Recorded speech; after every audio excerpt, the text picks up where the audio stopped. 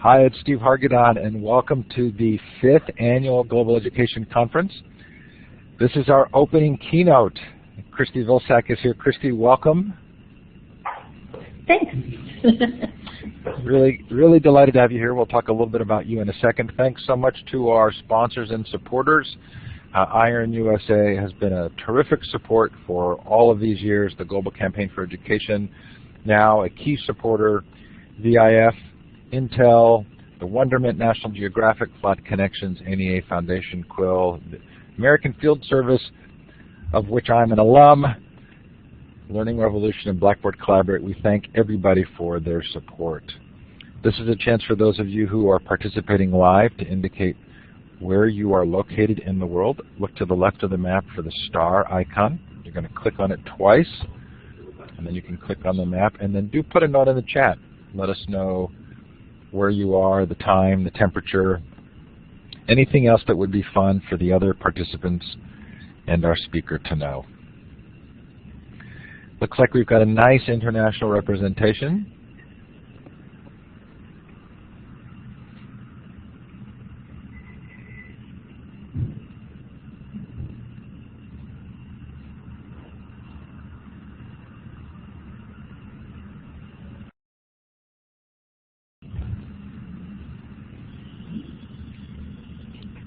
And please keep those notes coming through in the chat as I move us forward. So quickly before Christie starts, Christie joined the U.S. Agency for International Development. Hello? Can I give a brief intro to you? Sure. Christie Vilsack joined the U.S. Agency for International Development as the Senior Advisor for International Education in March 2013. She supports USAID's education strategy goals to improve children's reading skills, strengthen workforce development, and provide equitable access to education in crisis and conflict settings. In her current role, Christie works with the education sector partners and education leaders worldwide to build understanding of and support for international education solutions. She travels the world visiting and learning about USAID programs so she can tell the story to everyone she meets from Main Street to the halls of Congress. And Christie, thank you for being here. You're the perfect kickoff speaker. Thanks a lot, Steve. And you know, you talked about you were an AFS student, and I'm probably sitting here today because I too was an AFS student when I was a junior in high school. So we have that in common, and it's great to see that they're partners. So thanks so much for inviting me. Over the years, what? Oh, I was in Chile in South America in 1967, many years ago. I was in Brazil in 1978. How fun! Okay, about 10 years later. It was a good. Didn't mean to derail you. Sorry. Forge ahead. Okay. Over the years, as a teacher, as an advocate for literacy, and as a politician, I've had the privilege of working in professional and political partnerships. But the partnership I'm most proud of is the partnership that started at the altar 41 years ago when I married my husband Tom, who now serves as President Obama's Cabinet Secretary of Agriculture. We met at 18 and married at 23. We produced 2 fine sons and are about to become grandparents for the 4th time. Our partnership has succeeded in a world where many don't, but we've managed to survive the perils of public and private life. When I think about the value of partnerships to the government agency where I now work, the Office of International Education in the U.S. Agency for International Development, why would I turn to my marriage as a model? It's about the vows, the promises I made those many years ago to enter a partnership while maintaining my own autonomy. If I had to write the vows myself, like many people do today, I'd probably mention flexibility, resilience, communication, creativity, and divvying up the chores. I cook dinner, you pay the bills. You get the kids to daycare, I pick them up. I'll support you in your campaign, and you support me in my campaign. And now that I work for USAID, I'd probably throw in something about measurable outcomes. I suppose our 2 sons are measurable outcomes. But the most important part of a marriage ceremony is not that you promise to always get it right, but that you promise to try. And if something doesn't work, if everything falls apart, as it inevitably does from time to time, to adjust and to try again. The development word for it is resilience, the ability to survive anything and to thrive. Many would argue that the most important part of any partnership is achievable results, but I'd argue that you wouldn't have those results if you tried to do it alone, or even with a different partner. It's a recognition that the journey itself leads to those results. I keep coming back to the words flexibility and resilience and what they mean. I think resilience and flexibility are the key to partnering for development or partnering for life. The global partners we work with at USAID Education are invaluable to us. The strength of these partnerships is at the core of our success in the 47 countries where our education programs are at work towards the overall goal of ending extreme poverty. USAID Education partners with host country governments, with nonprofits who implement our programs, with private partners who want to do good but make a profit.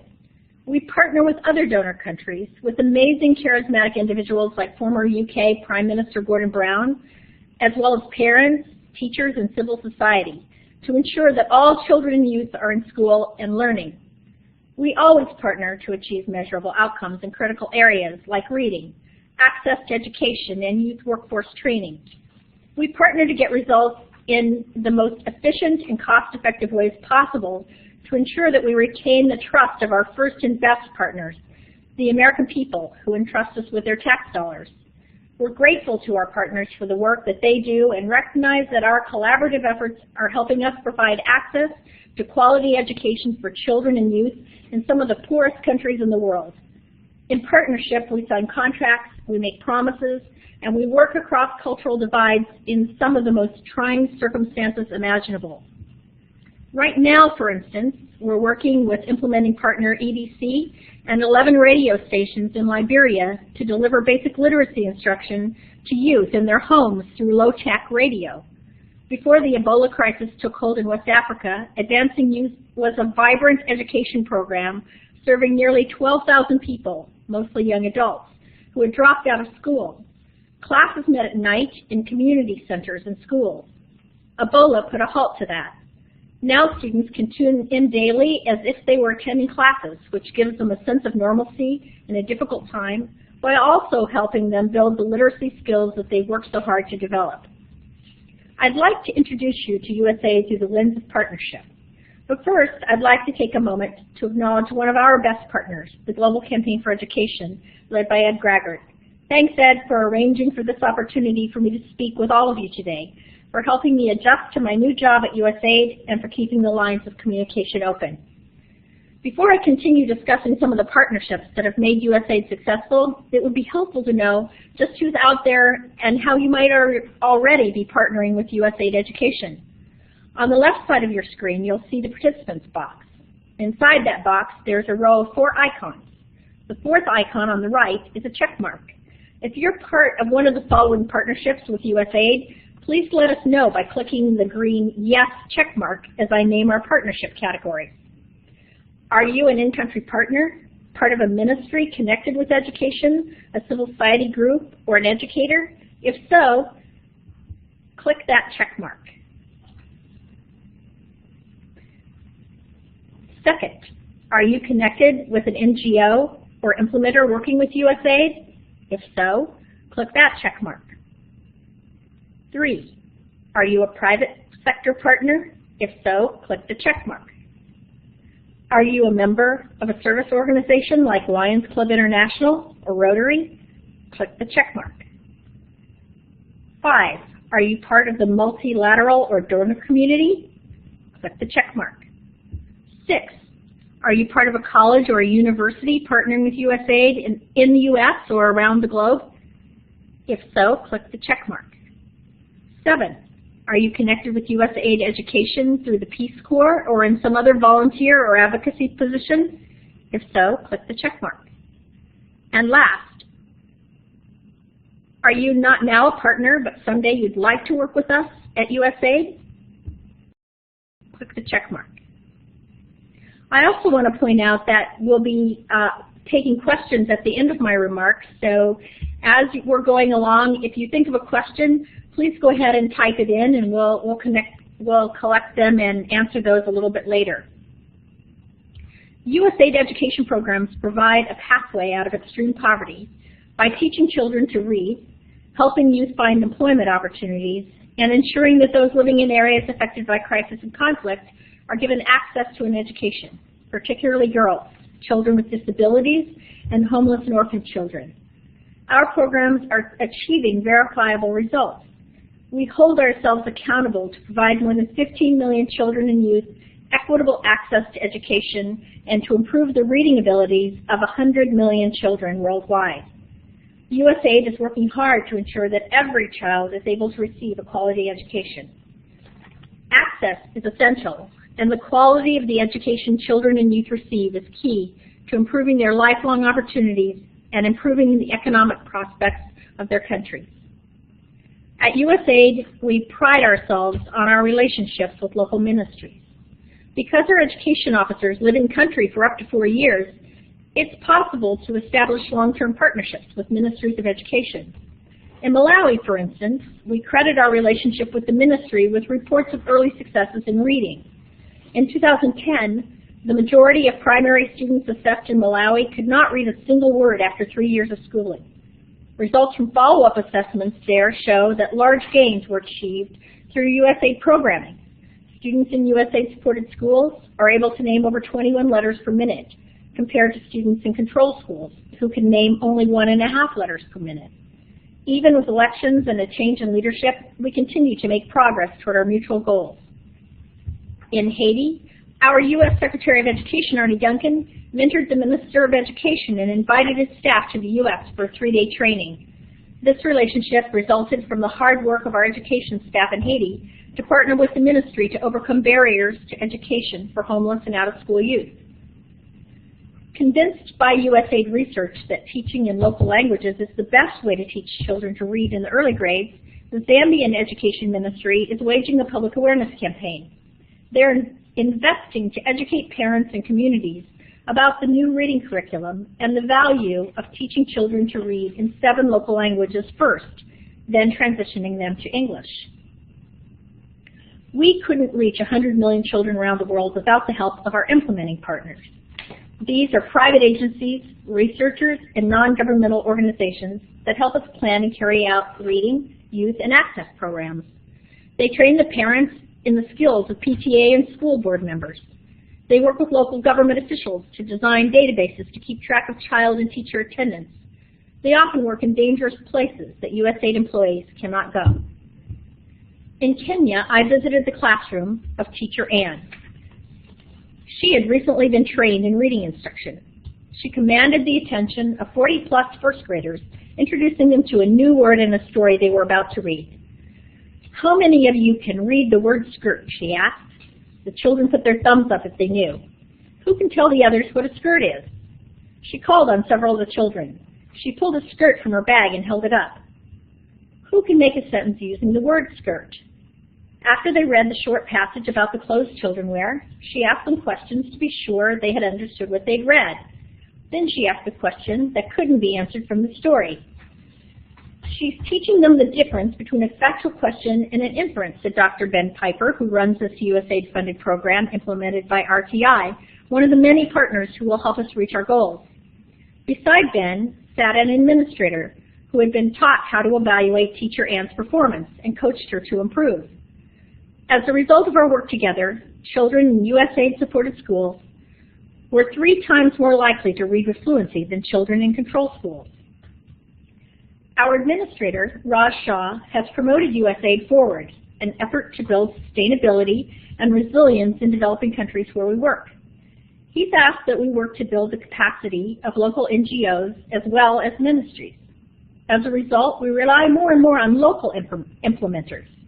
In Choloma, Honduras, on a cement court near the Lopez Arellano Outreach Center, teenagers, boys and girls, hold hands as they play soccer. Aganar is a regional NGO that with USAID support uses soccer as a means to an end. Appropriately, in Spanish, ganar means both to earn and to win. First, they teach the youth how to collaborate and get along by playing the sport. Then they teach them culinary or other vocational skills, followed by placement in internships that could lead to a job. These are youth accustomed to being turned away from jobs when employers hear the name of the neighborhoods where they live. Aganar has scaled up its program in 16 countries, where the numbers seem to indicate that their process is helping out-of-school students go back to school or access a job. While I was in Choloma, I had lunch with Isaac Orellana, 21, and Melissa Villanueva, a 20-year-old graduate of Aganar. Isaac talked about his job in a textile factory repairing sewing machines, and Melissa said she'd just been offered a full-time job working in a supermarket in customer relations where she was doing an internship. More and more, we also rely on our private partners to help us solve development problems creatively, especially when it comes to helping countries improve workforce opportunities for youth. Intel, a multinational corporation and one of the world's largest semiconductor chip makers, partnered with USAID and Arizona State University in Vietnam. Through the Higher Engineering Education Alliance program, we are collaborating with top technical universities and vocational colleges in Vietnam to transform engineering education from passive, theory-based instruction to active, project-based instruction. In 2010, 25 professors from 5 universities attended a 6-week summer institute at ASU, where they prioritized reforms and worked together on curriculum design. This first cohort is already implementing changes in curriculum, designing new courses, and revamping labs based on improved teaching methods and new learning outcomes. Additional faculty will be trained each year, and all will return home to train their peers on new methodologies. In 2011, the Alliance program expanded to include vocational colleges, which have seen enrollment decline. Applied technology programs, in particular, lack enough students to fuel the growing high-tech manufacturing industry, and the largest gap is among female graduates. The program will improve the perception of vocational programs and careers by targeting parents and students through an education awareness media campaign and scholarships to women who show academic promise and interested in technician careers. We also couldn't succeed without the support of civil society. In the villages of Katanga Province in Southern Democratic Republic of Congo, the Parent Committee builds a latrine. They know that more girls, especially adolescent girls, will come to school and stay in school if they have privacy and access to clean water. In these villages, I was met by the local school board with binders containing the financials for their school. They have been taught by our implementing partner, the International Rescue Committee, how to be a school board and PTA members and how to advocate for their children. And they were successful. At one school, the spring rains had washed away some of the school buildings made from bricks. When I told the governor at dinner about conditions at the school near where he'd grown up and the ardor of the parents for improving it, he sent staff to talk with the parents about how his administration could help. We're especially proud of our new MOU with Lions Clubs International, an American service organization, the first to admit women, that now has millions of members around the world. In December, we'll go to Macedonia to celebrate our first collaboration. Our education strategy is built around the second Millennium Development Goal that states that every child deserves a chance to be educated. In Macedonia, our mission is partnering with the International Alliance Clubs and Southeast European University to train teachers in recognizing treatable eye impairments among their students. We will collaborate to train parents in advocating for their children. Together, we'll produce textbooks in 3 local languages in Braille. We'll invest in assistive devices so that sight-impaired kids can more easily read. We'll invest in creating magnet schools that specialize in providing services to sight-impaired children so that children don't have to live away from their parents in the capital city at the country's only school for the blind. There will be a school in each province that meets the needs of sight-impaired children. We are starting another partnership with Lions Clubs International in Pakistan, where the Lions Clubs have committed to revitalizing school libraries across the country. Through our Memorandum of Understanding, we'll continue to work on literacy with Lions for the next 8 years. In Pakistan, I sat around a table of donors, listening as they worked together to define their various roles in helping Pakistan meet its goals for education. Each country has its own role and maintains its autonomy as a bilateral donor, but the close coordination means the ability to deploy resources and employ the expertise of certain countries strategically. While the U.S. focuses on early grade reading, another country may invest in early childhood, math, or STEM at the high school level. From what I understand from my colleagues, this hasn't always been the case, but it's heartening to know the donor countries are working together to get the best bang for the buck. An example of another kind of donor country collaboration is happening in Jordan right now, as the UK has added $17 million over 3 years to help scale a USAID reading program that is producing results. An assessment carried out in May 2014 in the 45 pilot schools showed a dramatic impact after just 1 year. Reading comprehension among second graders increased from 13% to 24%, causing the government to decide to scale up these reading programs, which add 15 additional minutes of reading time to each lesson. USAID Education has a proud history of strong, lasting partnerships with colleges and universities across the country. Some of them engage in student exchanges, some train our teachers, and more recently, students and faculty help us solve development problems. In South Sudan, the newest country in the world, there are only 2 women with advanced degrees in education teaching at universities. Thanks to a partnership between the USAID mission in South Sudan and Indiana University, 14 South Sudanese women representing 10 different ethnic groups arrived in Bloomington, Indiana in August to start work on a master's degree in education. Their master's program at IU was specifically designed to promote gender equality and empowerment of women and to create a supportive environment for these women as they pursue their degrees. The plan was to take IU faculty to South Sudan to teach the classes and build capacity in local universities. USAID is doing more and more of this because it stretches our dollars and gives more people a chance. When civil war broke out a year ago, it appeared as if the program would not get off the ground. Partnerships between a large university and a large government agency make flexibility difficult, but institutions are as flexible as the people who work there. In this case, people and relationships prevailed, and the women came to Indiana instead. Peace building and leadership are built into every class. When they return to South Sudan in May, they'll teach the next generation of South Sudanese teachers and design the national curriculum. USAID partners with institutions of higher learning, and these include our new Global Development Lab. We've created a constellation of 7 development labs called the Higher Education Solutions Network that harness the intellectual power of great American and international academic institutions and that catalyze the development and application of new science, technology, and engineering approaches to solve some of the world's most challenging development problems. These labs will help USAID and the development community to discover more innovative, cost-effective, and accessible solutions to global development challenges in areas such as global health, food security, and chronic conflict. The network includes Berkeley, Michigan State, Texas A&M, William & Mary, Duke, the Massachusetts Institute of Technology, and Uganda's Makerere University, each chosen because of its expertise in a different development area. At one of the universities, Berkeley, USAID Education's All Children Reading Grand Challenge co-sponsors a prize with a network of universities aligned with the Berkeley Big Ideas competition. The challenge for this category is to develop novel, mobile, technology-based innovations to enhance reading scores for early grade children in developing countries. Alternatively, proposals may use existing mobile-based technologies to improve early grade reading scores by adapting or applying those technologies in new and innovative ways.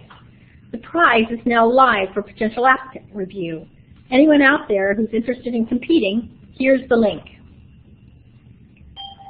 USAID Education has stepped up to support a newer actor on the development education stage, the Global Partnership for Education. We have made significant dollar contributions to our new multilateral partner, but just as important are additional opportunities for partnership that allow us to keep our autonomy as a bilateral donor while supporting and complementing a different model for development. In Ethiopia, USAID added an additional $20 million into a pooled fund alongside GPE's grant. USAID has financed and co-organized 4 GPE All Children Reading workshops in Africa, Asia, and the Middle East. In South Sudan, we nearly doubled the size to the GPE-supported program. I finally want to talk about how we partner internally. In a large government agency, there are many different development goals: health, water, economic growth, food security. Across all of these, we all embrace one goal: gender equality. Together with our Gender Development Office colleagues, we are celebrating a partnership with 25 American celebrities who came together to help us deliver a message about the importance of letting girls learn. They were moved to action by Malala Yousafzai's courage and by the kidnapping of Nigerian schoolgirls by Boko Haram. Let Girls Learn is now a public awareness campaign that has had 160,000 views. We hope you'll take a look, and we hope you'll visit the landing page that will introduce you to some of our many external partners. If you want to help get a school meal to a girl, or put a book in local languages into the hand of a girl, or invite your friends to a showing of the movie Girl Rising, you'll be able to find out how you too can partner with us. Let's spend a few minutes watching this video about Let Girls Learn.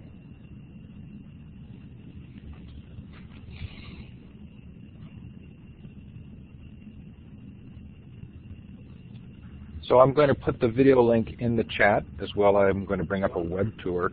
If the video doesn't play for you in the chat or in the web tour, please click on it in the chat.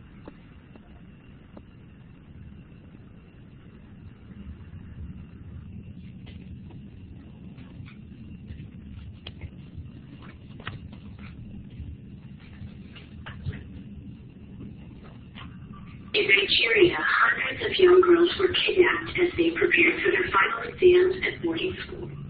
In Pakistan, a girl was shot for insisting she and her friends had the right to learn. A young girl who couldn't afford to go to school showed up anyway. Showed up every day until they let her stay. A threat to girls' education anywhere is a threat to progress everywhere. Potential. It's time to let this.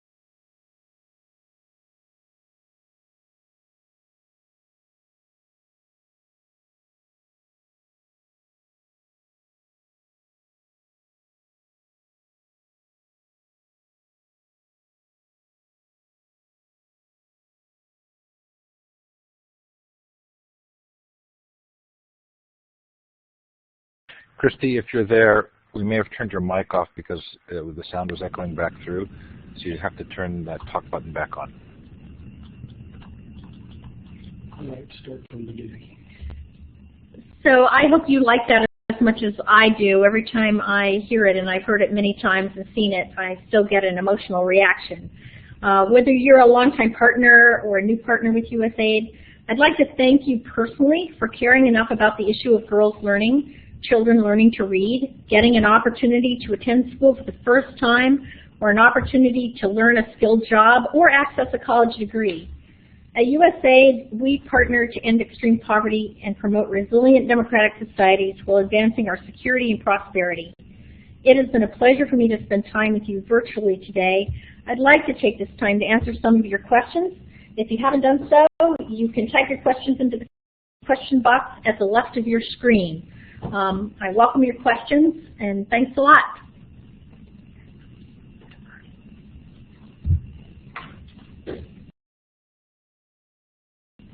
So I did put some questions in the moderator tab, and I'm going to go there right now, and we can ask them as we wait for people to formulate questions in the chat. Shall I do that? Sure, that's okay, and I have some here. I think I have some here in front of me. My team just, I think, has been transposing some of them.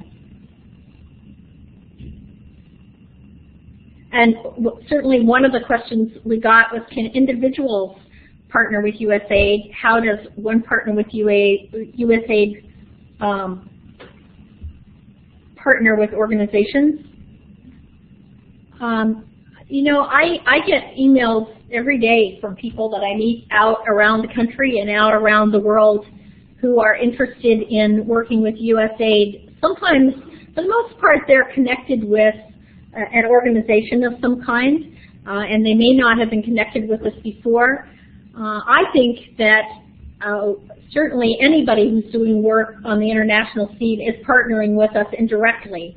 But there are a lot of ways to partner with us directly as well. And I think that the video that you just saw is a perfect example of how an individual can be a partner with USAID. If you go to that landing page that we have, it may, for instance, take you, you may be introduced to Save the Children, for instance. You may be in Save the Children might be working on a project to get books into the hands of children, or it may take you to how you can participate in the school feeding program. So there are quite a few of our implementing partners are there, and it's a great way, even if you want to make a small donation, or if you've got 15 minutes a week to spend, if you've got a half an hour a week to spend, or if, like me, you decide that you want to spend the next part of your life doing this work. You know, I've been a teacher for over 40 years. I've been in politics for a long, long time, almost that long. But now, later in my career, I decided that I wanted to pivot and work not domestically so much anymore, but work in developing countries and try to figure out how I could be a part of teaching 100 million children to read. So there are a lot of things people can do personally. There are a lot of things people can do through their organizations. I tell our friends, the Lions, that you know, they're doing this work already in small towns across the country. Many of you may belong to a church or a synagogue or some other religious organization or faith-based organization. And the work that you're already doing that reaches out to people around the world is the kind of work we're doing at USAID, and in a way you're partnering with us.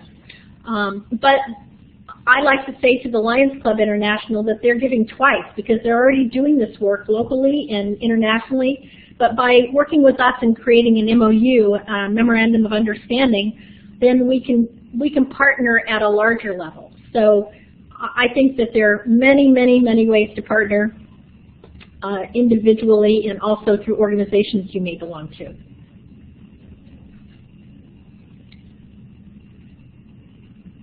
And I guess I should say, because lots of times people, I guess I get this question, and what is most people don't understand about USAID, and I certainly didn't before I came to work here, is that the local missions have a lot of autonomy.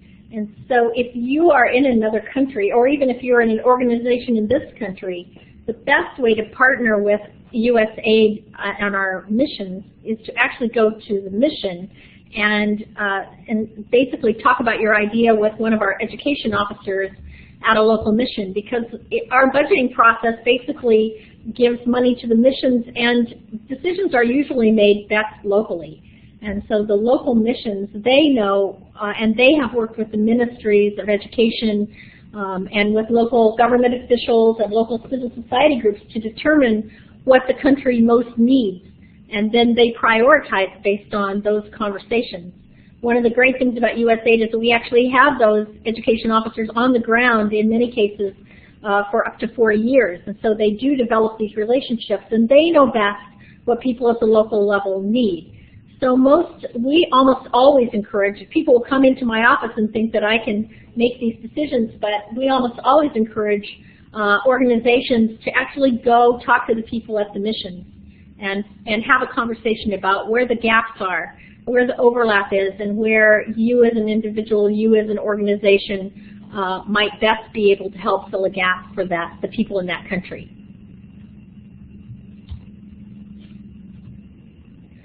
Another question here says, do we have volunteer programs? And how does someone volunteer with USAID? I think probably it's easiest, maybe best, to volunteer with some of our implementing partners and to contact them. And again, if you go to that, one of the best ways right this minute to find out who some of them are, and we have many, would be to go to that landing page for Let Girls Learn. And even though those partners are listed there in connection with girls' education programs, many of those partners also partner with us in our youth programs and in our reading programs. I think the other thing that's important to point out is that we have a very strong, close relationship with Peace Corps. And about half of my colleagues, I was never in the Peace Corps, but about half of the people I work with at USAID were in the Peace Corps at one time or another. And that is a wonderful way to really make a difference in the lives of people internationally and in developing countries. It's also a wonderful opportunity for personal growth. And it's another way to show patriotism, basically, by volunteering through the Peace Corps. But there are a lot of other organizations that will allow you maybe to have not make such a large or long commitment. And you should look into any of the NGOs that we work with, and certainly your local organizations, your own religious faith-based organizations, your local service organizations may give you opportunities to get to know people better overseas. You know, I think one of the statistics that's most shocking to me is that only 17% of the people in the United States have ever been outside of North America. And so the more opportunities we have to get people outside of our own country to see how people live elsewhere is really, really important. And you may have heard me talking to Steve earlier about the foreign exchange program that we both were on when we were in high school. But my advice to every young person is at some point, at some time, try to find a way to see your country from the outside. It was advice that my dad gave me. He had served in the military in the Second World War, and that was his first chance to see his country from the outside, and he encouraged me to do the same thing. I think that we would all better understand people around the world if we had that opportunity, and if we can't do it personally, then the technology that's available to us today is very close to getting us to a lot of places all over the world and understanding what's going on there.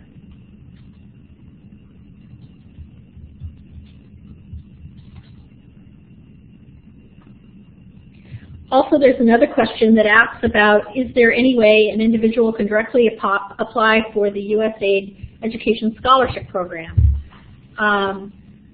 A lot of our scholarship programs are offered through missions in the countries where we work.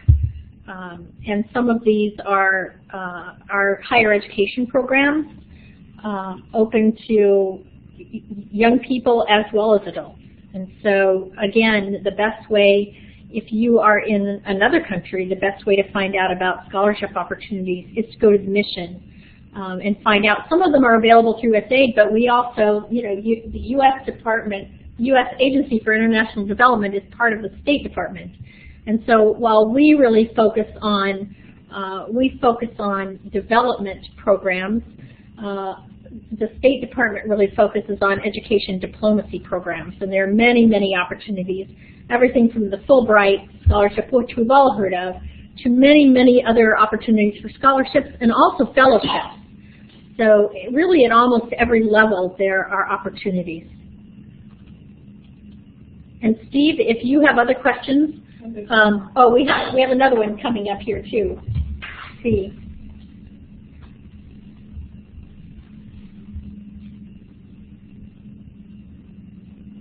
Will USAID be working with the United Nations Millennium Development Goals evaluations as the UN Development Goals are coming to closure? Will USAID work more closely with UN in developing the next set of goals? Oh yes, we definitely, since I've been at USAID, I think our conversations have focused more and more on the post-2015 agenda. And we're working with our other global partners in development on these goals. We participated in recent talks in New York City during the last UN General Assembly in September. I was there along with a lot of my colleagues, and we were very focused on that. I was involved also in Oman, talking about the Millennium Goals, and certainly most of the other people in the education office at USAID are talking with colleagues in their particular areas on this. So we're very much involved. I think all of us, the education sector is small, and the most important thing we can do is all work together to make sure that it's apparent how important it is that we focus on education and certainly focus on learning as we move forward in the post-15, with our post-15 agenda.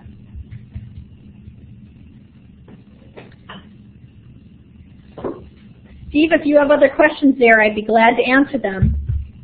I've been putting them in the chat under moderators, and I think you're seeing them. Did you see the one about the Skype Read Aloud project? Okay. So Stefan wants didn't. to know if they can partner with Skype Read Aloud projects. I wasn't sure that was associated with USAID and what you were talking about, but did I miss something?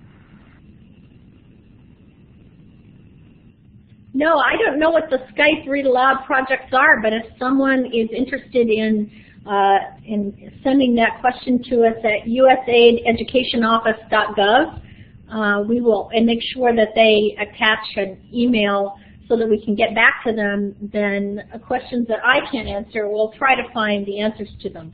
So I don't know what that is, but it sounds delightful, actually. It sounds like something I do with my own grandchildren, but the Skype Read Aloud program, just from hearing the title of it, sounds appealing to me, and I'd like to know more about it. Kayla wanted to know if you work with the World Bank.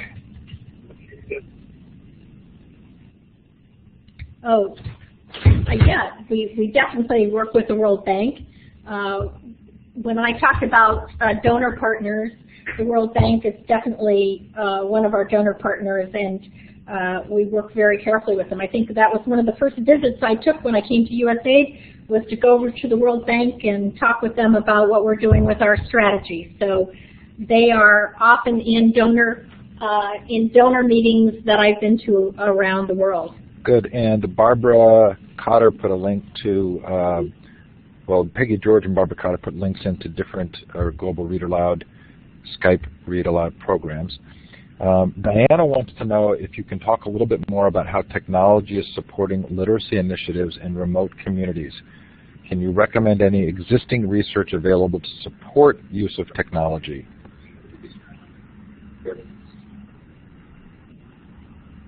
Sure. I actually, we work very closely with technology, and right now, I would say the way that we're most using technology in the work that we're doing is to record and gather information and getting it back to our ministries of education. So for instance, we have something called the Early Grade Reading Assessment, which we're very proud of, and it has allowed us to test children, get a baseline, it's a baseline test where we can get some idea of how well children are reading, and we share that information with ministries of education. And we often administer those right out in the field. I was in Malawi and Zambia. I've been to 12 countries in the last year. In Pakistan, where I saw us administering these. Sometimes it's more formal. Sometimes it's just pulling 4 kids out of the line, waiting to go to school in the morning and giving them a quick field test. And then I've seen the ministry officials download that information into an iPad in a small rural school in Malawi, and within seconds it's back at the ministry. So that is certainly one way to use technology. We also are using cell phones and iPads. I was in a rural village in Kenya where a young man named Hillary was holding an iPad, and his lesson plan was on the iPad, and he was basically reading it from the iPad. If he couldn't pronounce a word, he could touch it and it would pronounce it for him and for his students. In that particular day, we actually had I think we were working with World Reader and RTI in that school, and we had people who were evaluating the tablets. At this point, we have to decide where it's best to put our money, so we're, at this point, putting our resources more in using technology to help us gather information and to get information and to teach teachers, for instance, in very rural places or in places where they don't have access to a mentor. So it might be a teacher on an island in Indonesia who's getting the lesson plan through a cell phone, or being able to watch a video of a very good trained teacher present a lesson. I talk about this a lot in terms of the short-term strategy that we need to use technology to help us gather information and transmit it so that we can do a better job of training teachers and do a better job of sharing information.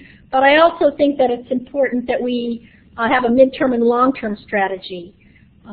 It's great, it will be great someday when we actually have the connectivity to be able to put tablets e-readers into the hands of kids where they have access to 300 books in one tablet, and that will be able to find out which books kids are reading, which ones girls like, which ones boys like, how far into a book they're reading. Excuse me. But right now, that's not the best place to put our resources. So right now, the best place is to make sure that we're using it to gather information. While you swallow or get a glass of water, we'll ask if there are any other questions. If we've missed a question that was in the chat, please alert us and post it again. Or feel free to raise your virtual hand, the third icon over in the participant window, the hand icon. We'll give you the microphone. Balboa, do you have a question? If you do, you can click on the talk button.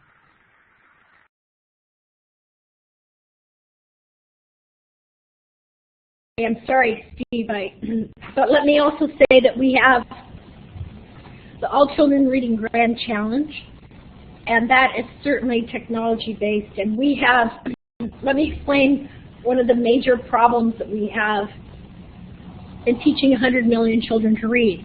And we can't do this without technology, and we're using our Grand Challenge for reading to help us do it. Our reading specialist, Penelope Bender, would say we can't teach 100 million children to read if we don't have books so that they can practice. Any of us who've been involved in the teaching of reading know, and any of us, for the most part, who've grown up in the United States and have had access to a school library or a classroom library or a public library, know how important it is to have lots of opportunities to read and to practice. So what we're doing through the All Children Reading Grand Challenge is that we have asked that individuals, organizations, it could be a group of students at a university, help us create the software that will allow us to enable writers. It could be a writer who's in 7th grade in Ghana. It could be a 5th grade teacher in California. It could be anybody. It could be a college student on campus. To create text and to create books for children in the local languages. And we insist that children learn to read in their local language before they switch to English or to a national language. So that we need to be able to figure out how we can take books that people have written, decodable books at the levels that children need to practice, and put them into the cloud, and then distribute them out to publishers to get them into countries all over the world, localize those books. So maybe it was written in Hausa, but we want it to be translated into Bimba so that a child in Zambia can read it even though it was written in Nigeria. Or maybe it was written in English in Ohio and it needs to be translated into a local language, into Swahili. And so that the software will help us translate and localize those stories so that they can be distributed into countries all over the world, downloaded into a teacher's home computer or downloaded into a printer publisher and then distributed. So we have our partners that I was talking about from all over the world are now gathered into a community of practice. We're going to try to create those texts, and we're going to try to create a global education repository of books, a global education network that can manage to get millions and millions and millions of books into the hands of children. And someday it may also be, and books I use loosely because right now it'll be paper books as inexpensively as we can produce them. But someday it will be, when we're more connected, it will obviously be technology actually used and put into the hands of children.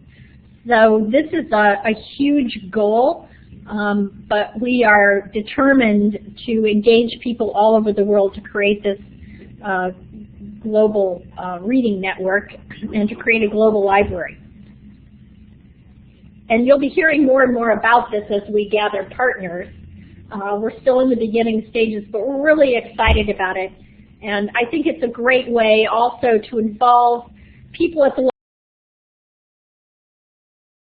local level in our country in understanding what it is to try to learn to read in a developing country and some of the obstacles and barriers to learning to read in a developing country.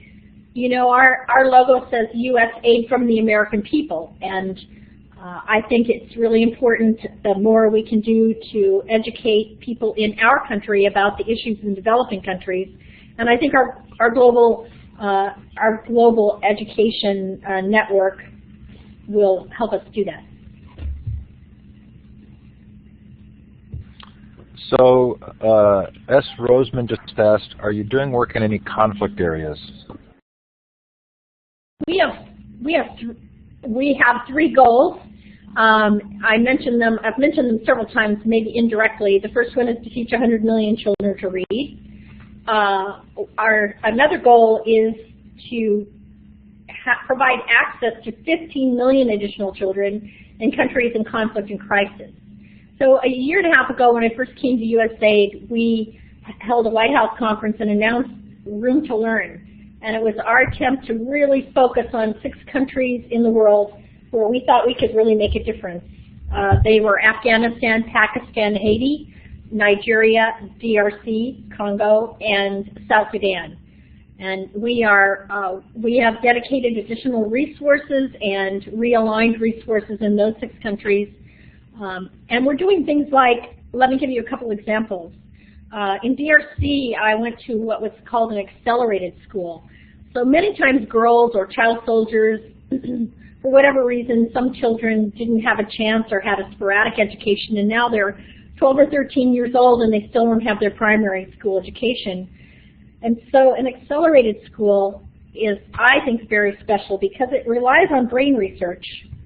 You may know that most everything we do at USAID is either tested or we're testing it or we are monitoring and evaluating it. And so we know from the brain research that's been done on the adolescent brain that adolescents' brains are branching and they're creating new synapses and growing just like a tree with branches.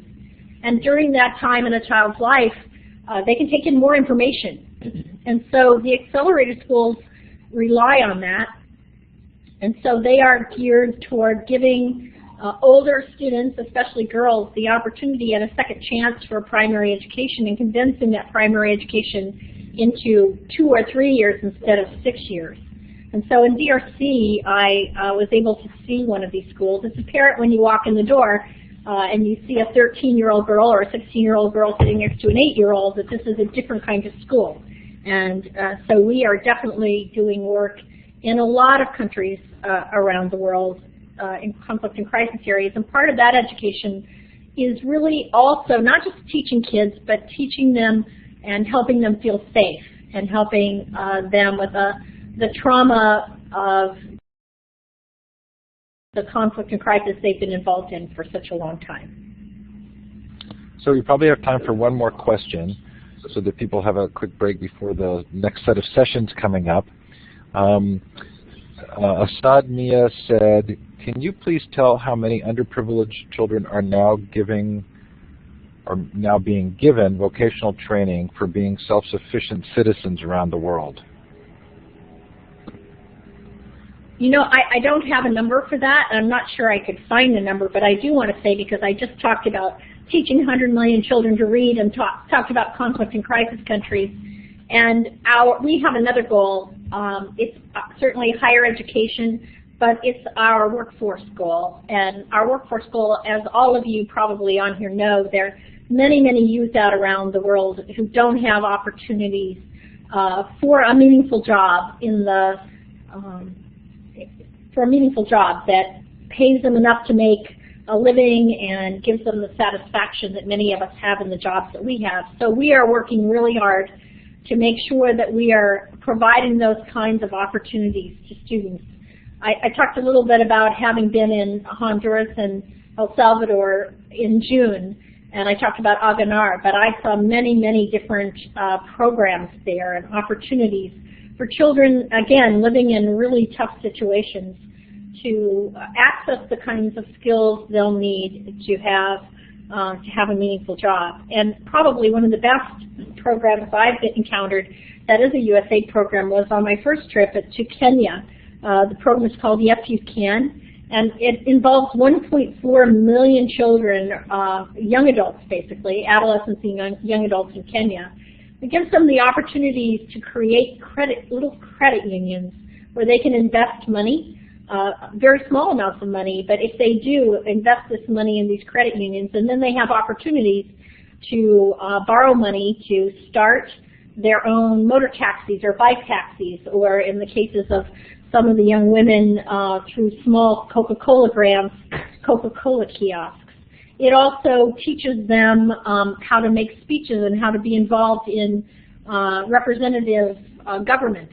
And it was really a great experience to be able to watch these young people learning a lot of skills that will stand them in good stead as they try to create their own economic opportunities where they try to get jobs, because they had to actually do all the financials of their credit unions because they had a fiduciary responsibility to make sure that the money was being used properly.